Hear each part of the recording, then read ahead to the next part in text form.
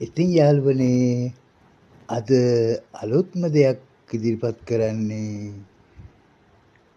29 වෙනිදා ජූලි අද පොය දවසක් ඇසළ පොය දවසේ මොකද්ද වැදගත්කම භික්ෂුන් වහන්සේලා පෙරවස් සමාදන් වීම සඳහා පොහොය කරන දිනය තමයි මේ ඇසළ පොහොය කියලා සඳහන් කරන්නේ. ඒ විදිහට භික්ෂුන් වහන්සේලා ලෝකේ ඉන්න ඔක්කොම භික්ෂුන් වහන්සේලා තමන්ගේ සීමාවලට ගිහිල්ලා පෝය කරන දවස හොඳට මතක තියාගන්න. එහෙම පෝය කරලා භික්ෂුන් වහන්සේලා හෙට වස් වසන දවසයි. හෙට 30 වෙනිදා වස් විසීම සිද්ධ කරනවා. එතකොට වස් කාලය මාස 3ක් තියෙනවා. ඉමන් තේ මාසං ඉද වස්සං උපේමි. මේ විදිහට සමාදන් වෙනවා මේ මාස 3 මම මේ පන්සලේ මේ විහාරේ වස් වසනවා කියලා වස් සමාදන් වෙනවා. ඒ විදිහට වස් සමාදන් වෙලා වස් විසීම සඳහා භික්ෂුන් වහන්සේලා පොය කරන්න ඕන සීමා මාර්ගයට ගිහිල්ලා තමන්ගේ පන්සලේ නැත්තම් වෙන පන්සලකට හරි ගිහිල්ලා සීමා මාර්ගයට ගිහිල්ලා පොය කරන්නට ඕනේ. එහෙම පොය කරනකොට භාවිතා කරන ගාථා මම ඉදිරිපත් කරන්න බලාපොරොත්තු වෙනවා හරියට CD 4කින් විතර.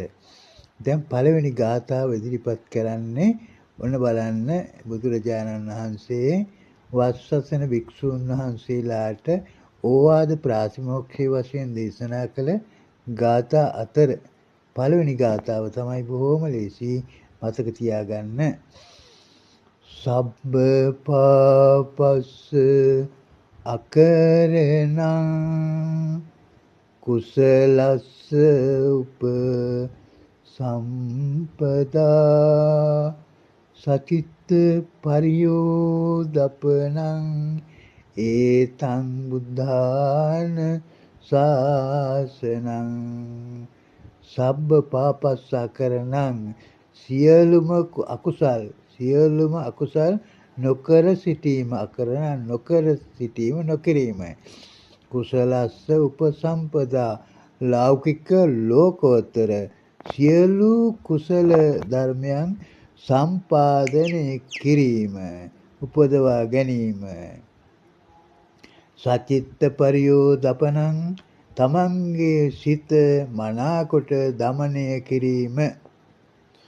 ඒතම් බුද්ධාන ශාසනං ඒ තමයි පහළ වෙච්ච සියලුම බුදුරයන් වහන්සේලාගේ අනුශාසනාව.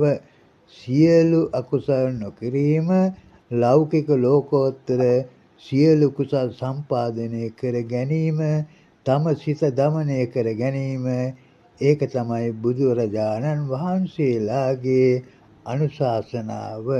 ඒ අනුශාසනාවට අනුව වස් විසීම සිද්ධ කරනවා භික්ෂූන් වහන්සේලා. තෙරුවන් සරණයි.